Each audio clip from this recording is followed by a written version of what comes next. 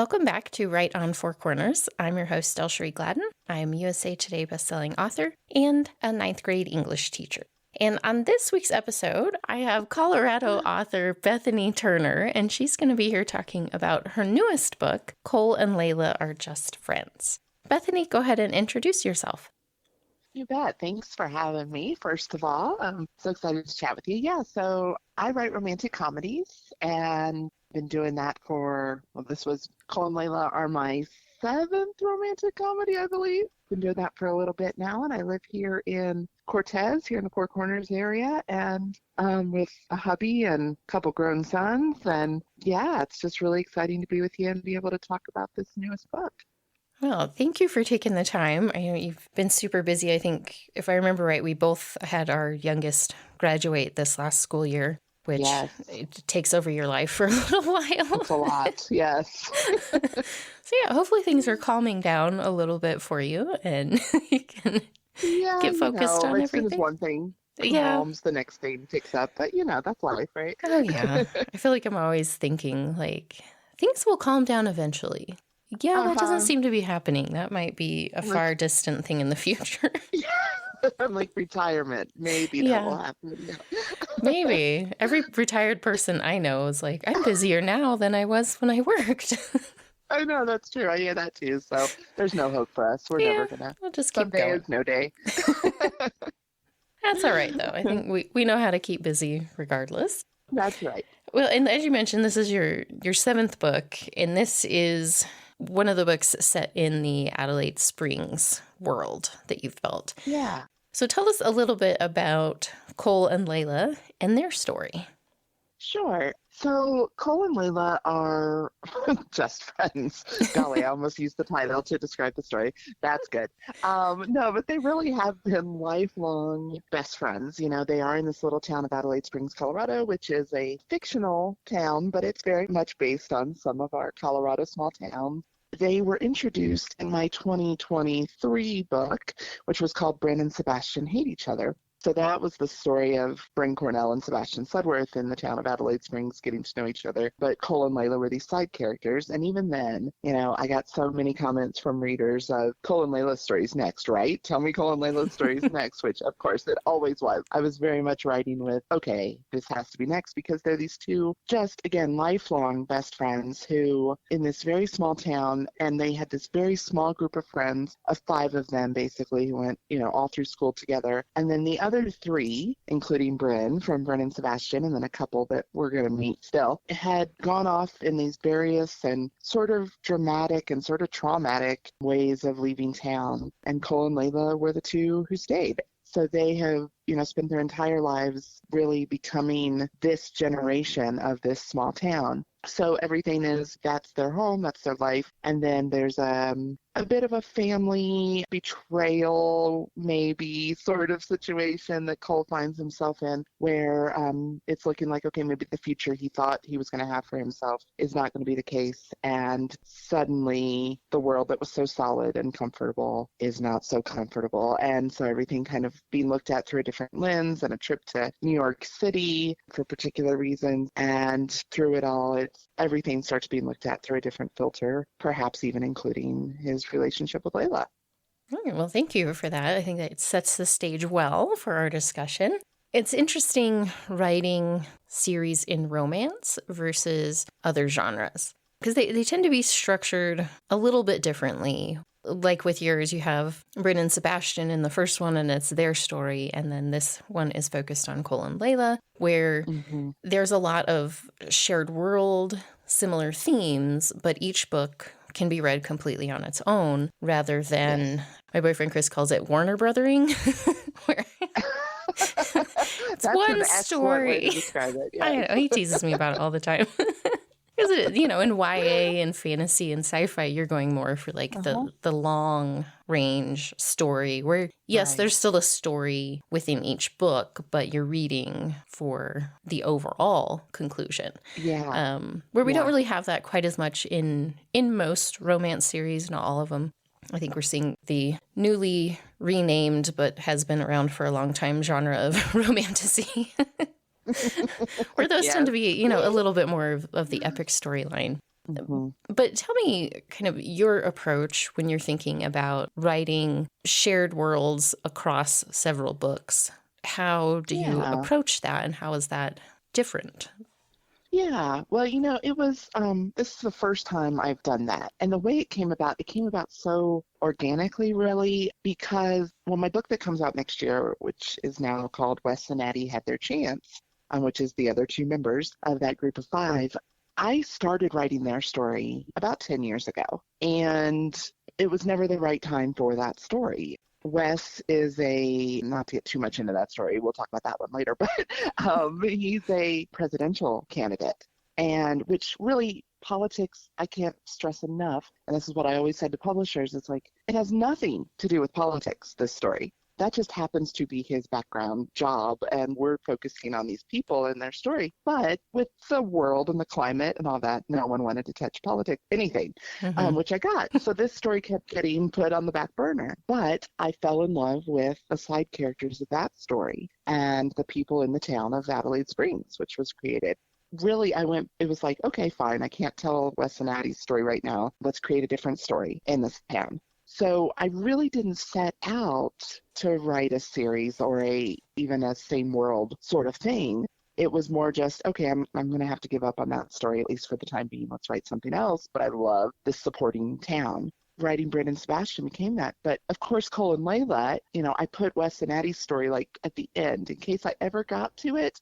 It would happen after the events of the other books. And, being able to do that and then look at it as, okay, I don't know if I'm ever going to get to publish all these stories or not, but each of these couples, I have a story I want to tell. So it really was just that. There is interconnection. I think there's a lot more richness and enjoyment to be found if you read them all, because you do get these other backstories. And it's not so much as things you have to know. They are very standalone. There's nothing you have to know to pick up any of these books. However, if you do read them all, it'll kind of be like having an inside joke between friends is really how I approached it. Of, oh, you know what they're talking about there. And it's okay that everyone else doesn't, but you get the joke. So that was really how I chose to approach it. And that was so fun. Well, it's really neat that the world that you'd built meant enough to you that you wanted to pursue writing in that world, Yeah. even if the first book, just wasn't. I totally understand trying not to dip into politics at certain time in our recent history and current times. Yeah. Uh-huh. But I think it's interesting that was kind of what spurred you to, okay, what else can I do in this town? Because it is a fun, unique town that, being pretty near a lot of Colorado small towns, I've been to a lot of them, lived in Colorado for a while, definitely aspects that I recognize. Good. And that's always fun. I think because I think a lot of people can draw from their own experience, even if not necessarily small mountain towns. But most people have experienced small towns either as a guest or living there in some way that you can find a lot of connections there and just see kind of the humor in the uniqueness and some of the interactions and ways of doing things that in bigger places you're not going to see as much. And it really adds a lot of character to a setting. Yeah, it was sure a lot of fun to write, because I think, well, I grew up in a city in Kentucky, metropolitan area of about 250,000 people. And then I moved out here. I mean, I've been here for 23 years now. I moved out when my husband and I got married, but so I've been here longer than I was ever there at this point. But there was so much culture shock when I first moved out. Oh, yeah. And I think that as I've looked at small towns, because now, like I said, I have two grown children who born and raised in a small town, and my husband born and raised in a small town. And so looking at kind of the love it, hate it relationship that sometimes comes with small town, and the same is true for a big city, of course, but it looks different. But in a small town, I think there's that aspect of sometimes you feel I think some people can feel a little suffocated by everyone knowing you, or everyone, these are very particular things, but other personalities, that's exactly what they want. And that's what brings comfort to them. So kind of being able to look at these different personalities of a group of friends who they love each other. They loved each other growing up. They loved the people of their town. They didn't all have great childhoods, but they all, as far as their experience together and with their town, they have great memories. And yet, as they grow, some of them feel that pull to break away, while others are like, why would you ever want to be anywhere else? And so being able to just within a group of friends look at all those different dynamics was just a blast. And then with Cole and Layla, being able to take them to New York City and you talk about your culture shock. It was a lot of fun to approach all that way. Yeah, it's kind of funny. I grew up in Kirtland, which is, I don't know, somewhere around like 5,000 to 6,000 people, and only became like an actual, some portion of it incorporated real town after I moved away. Literal one stoplight, you know, there's not a whole lot out there.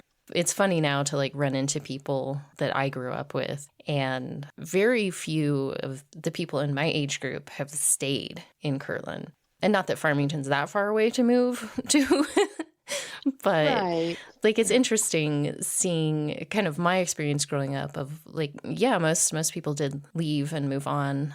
It didn't have that sense of community necessarily that you build in Adelaide Springs. It was kind of just like a small pass-through spot on the highway. And I think that makes a difference in the type of small town that someone experiences, where in your story, like it's a community that is in the mountains, isolated from a lot of other communities, just either by travel or during the winter. Getting snowed in, you might just be stuck there for quite a while. Right. Yeah, you're just out of luck for a while. Yeah. I'm like, well, you know, I hope you like everybody here because that's all you're going to see for a while. That's all you got. Yep. But it was like, even me having grown up in a small town that was not that same sense of community, there was still quite a bit that it's like, yeah, even within like my neighborhood that I grew up in, you see some of those just funny little quirks and interesting characters that you can kind of find those similar characters anywhere you go, big or little city. But yes. I think just that setting makes such a difference in like filling out the story that the characters are living. And I really enjoyed that with this one. Oh, yeah. Thanks. And it was so, I don't know. I felt like, and I've heard a lot of readers say, and I know it was certainly true for me, it's like everyone has felt, or a lot of people have felt like they know these characters because this town of Adelaide Springs is so small that it's, you know, it's like, it's almost archetypes of people who we're pointing to, but it's like, okay, yeah, it's because that's the combination of this personality type and this personality type that exists everywhere we go. And yeah, it became so special to me. And I didn't even know how much, like when I was writing Wes and Addie's story a decade ago, originally, I knew I loved them, but it was like, that was never the point. At the time, it was very much about Wes and Addie. And, oh, look, we've got some fun, quirky characters. But then being able to say, okay, let's step back 4 years from this story and start earlier and work our way through and really get to know these characters and think through, okay, who are they? How did they become those people that I'm writing in Wes and Addie's story? And then being able to spend basically 3 years now, because I basically release a book a year. So between writing and editing and marketing and all the things, it's really been 3 years, and I still have one more to go because Wes and Addie comes out in July of next year. So it's like, oh, I love these people. I'm honestly wrapping up edits and all of that on Wes and Addie now, and we've got a couple rounds still to go, but it's like I'm nearing the end, and I'm genuinely sad to be saying goodbye to Adelaide Springs, but I'm like, okay, life does go on. I guess I can write other things. It's become so real to me. Mm-hmm. Well, and I wanted to ask you about your development of your characters, because a lot of romantic comedies are early 20s-ish in many cases, but your characters are approaching their 40s. And a lot of the pop culture references that you have are things that, like, yeah, I recognize because I'm in that age group as well. Yes. But yeah, I was kind of curious, like, how you decided what age group to go with, and was that at any point a challenge with readers or publishers kind of being in a non-traditional age range? Yeah, good question. You know, as far as how I decided to write that, well, I mean, it's my generation. I'm 40, I just turned 45. I don't know that I've said that aloud before just now, so there we go. So I'm 45.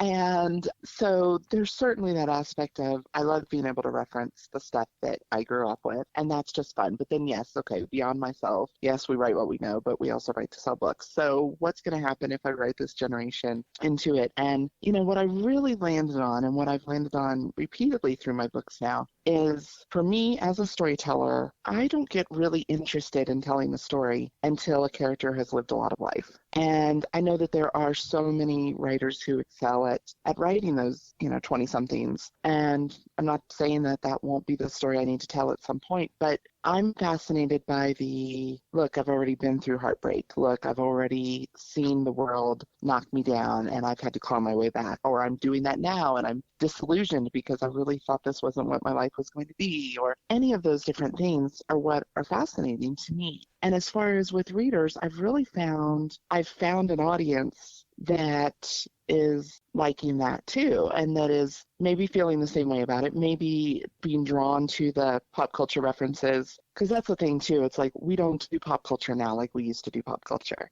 Mm-hmm. And it's not to say that it's better, worse, whatever. It's just very different than the days when, I use the example with someone I was having a conversation the other day, and I said, of a certain generation, my generation, or slightly older, or much older actually even, if the words "who shot JR" come out of someone's mouth, we all know what that is. Or if it's different things that happened on different shows, and because it was when millions and millions and millions and millions of people were sitting around at the exact same time watching the exact same thing, and the next day it's what everyone was talking about. And I think that's so much the power of pop culture as it used to be, of it was a collective memory that we all held.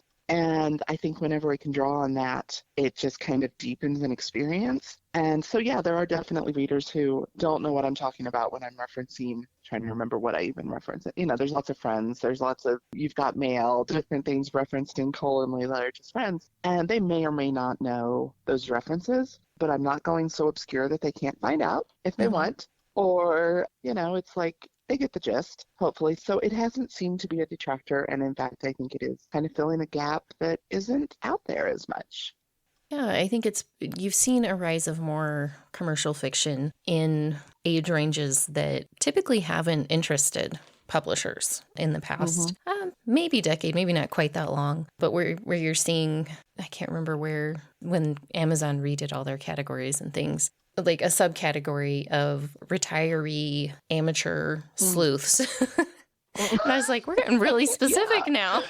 I was like, why wouldn't there be a readership for retired people who are looking for characters who are similar to them? I mean, we see so much of that in publishing over the history of traditional publishing where, the people in charge are saying, these are the characters we're going to represent. And anybody outside of those parameters, typically in the past, it was just an automatic no, because those weren't the types of books that they published. And we've gotten more of a sense of, oh, wait, maybe people would be more interested in things if they saw themselves in the media that they're consuming. Like, imagine that.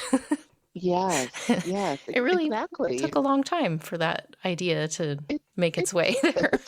Longer than it should have taken, probably. But, we're here now, and it's good. And, and I think I know that there's an entire generation of an entire group, an audience of people like myself who I'll still watch these, rom-coms that come out or whatever. But honestly, I still long for the golden days of Tom Hanks and Meg Ryan. And I long for the golden days of Sandra Bullock and Hugh Grant being in all these romantic comedies. And, it's like, that's the type of romantic comedy I love. It's like, it's not raunchy, but it's not saccharine. It's just kind of this feel good, but actually legitimately funny with developed characters and good writing. And, and I know I'm not the only one because those things were huge. And guess what? We're all older now, so yes, we were the 20-somethings who loved that back in the day, the 20 and 30-somethings. Well, now we're the 40 and 50-somethings who still love it, but it's not out there anymore. Well, let's put it out there again, because guess what? We have more money now as a rule.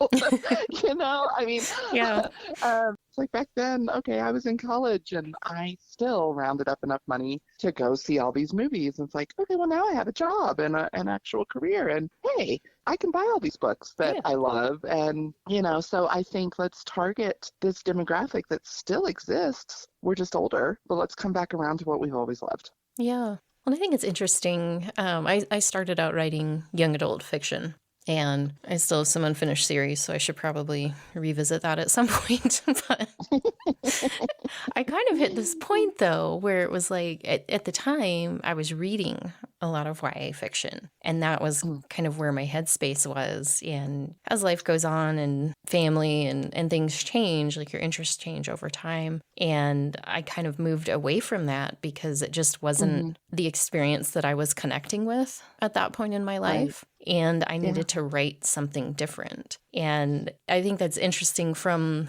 the side of being the creator, but also the side of being the consumer, because there are certain things that I still find interesting and have patience for when it's YA, either books or, whatever Netflix thing has come out. But there's more aspects where it's like, yeah, I don't have the interest or patience to deal with that age range anymore. Yeah. And I want something else. And there has been a real gap from that new adult-ish age range to the established family career. Like you have these sections where it's like, it's okay to write in these sections of ages or situations, and we're just not really going to deal with the rest of it. And it's interesting how much that has changed over the last little bit, where I think people overall have more access to media, whether that's, streaming or the Kindle Unlimited types of things, where people can find exactly what they're looking for a little bit more. And I think that's really changed creators' sense and producing and publishing and all of that, of having all of this additional data that maybe they didn't have before, where it's like, oh, we were maybe kind of off on what we thought everybody wanted, because now we can just see it. Exactly. It's like we've just all been guessing that everyone wanted, vampires all the time. And it's like, a lot of people do, but not everybody. Yeah, some of us are ready to move on from vampires. Yeah. Well, and the other thing that I wanted to ask you about, because I think we're already getting short on time, with writing in general, just fiction, there's always a level of suspension of disbelief that you ask of your readers. And I think it's interesting with romantic comedy, because there are certain areas you have to ask a little bit more of readers than other genres. And so I was wondering, as you're writing, kind of, do you have to consider some of that, like living near Colorado and knowing the housing prices of Colorado that are just in most areas like completely insane, and Layla having, she's working as a waitress at a couple of different places, and kind of pairing some of those things up where it's like, yeah, we're gonna fictionalize a little bit here and there to make the story work. And I've had to do the same thing myself, where you're like, yeah, that's not really, but we're gonna make it work for this story. Yeah. And just, relationship-wise, of, they've been friends with each other their whole lives, but never crossed that boundary or explored up until this section where you're telling their story. But how do you balance that in this genre of what you're presenting, like 100% realistic, and where you need to make some adjustments and just trust the reader that they'll be like, yeah, okay, like some of those things, maybe I'm just going to take that and we're going to go with it. Yeah. Because it's fiction. Yeah. Exactly. I feel like for me, the goal is always that the emotions ring true. Now, that doesn't mean that it's an emotion that everyone has felt or whatever, but I want the reader to be able to go on the emotional journey and it feel authentic for this character. And other details, I try to keep them, it's like, yes, okay, Layla would not have the money to have her little house, but at the same time, we float a little thing in there of how she's buying it from her dad. So it's like, we can fill in the gaps without me having to go into details and think, okay, he gave her a screaming deal and he makes a lot of money. I don't need to tell you that. Let the reader figure out how that happened, So different things like that, sure. And I do think of that because I'm not too worried about, someone's gonna call me on that. It's not that. But at the same time, I don't want anything that's going to pull the reader out of the story is the main thing.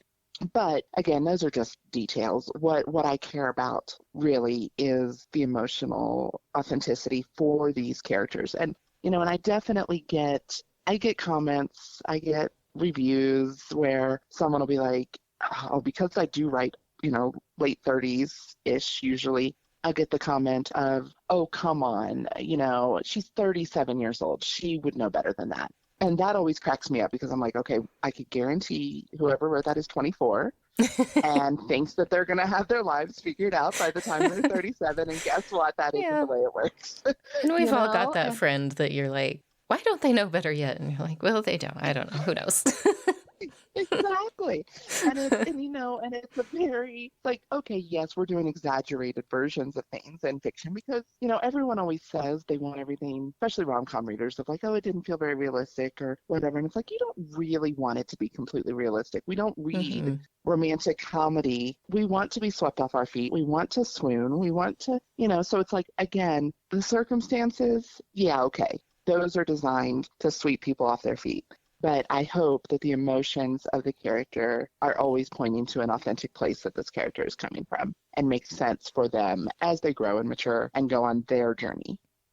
I love that explanation. Thank you for sharing that. It's always so interesting to see how everybody approaches different aspects of writing and what their focus is on, particularly between genres. It's interesting I've talked to some like historical authors and just different types where it's like sometimes that like every minute little detail they have to pay attention to because the readership will like lose their minds. They're like, that's not how that works. Yes. Or it is, I think, like you're saying, in romance in general, I think we're coming to romance with these expectations of either a happily ever after or some fantasy element of romance or the drama that goes with some romance. Like you're going there for some goal. And if the author is meeting that goal, then I think there's some wiggle room in some of the other aspects because that's not the focus of that genre. Whereas, maybe if you're writing a police procedural and, you screw up talking about some sort of evidentiary test, someone's noticed and they're going to be disappointed in that. Absolutely. Yes.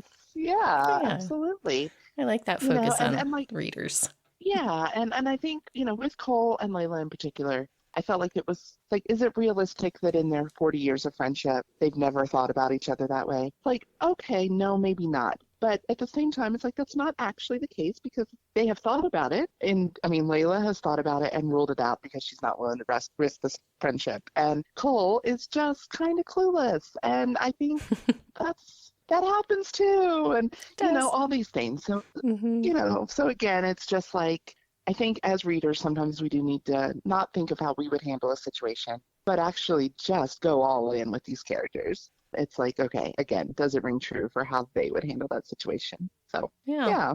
I like that. Well, thank you. Well, we are about out of time to start wrapping up. But before we do that, remind us what you have coming up next and when to look for that and where people can find you and keep an eye on what you're doing. Absolutely. So Wes and Addie Had Their Chance will be coming out in July of 25. So got a little time here, but all of my books can be found wherever books are sold. If they don't have them, please ask for them. And that goes for libraries as well. That helps authors so much, but carried in lots of stores around this area, certainly at Amy's Bookcase in Farmington and Maria's in Durango and Zoo Gallery here in Cortez or online. And you can find me online at cbethanyWright.com. And that's my social media handle as well, is at cbethanyWright. So I'd love to connect wherever you hang out on the internet. Absolutely. And it's a lot of fun to follow you on Instagram, I'll say. So. I have a lot of fun with it, that's for sure. Good. All right. Well, I just want to remind our listeners the book is called Cole and Layla Are Just Friends. It is available now. And you can find Bethany Turner online all over. You're a lot of fun to chat with. And we've been trying to get in contact with each other and set something up for like over a year. So I'm glad we got that chance finally. This was really great talking to you. Oh, so good talking to you. Thank you.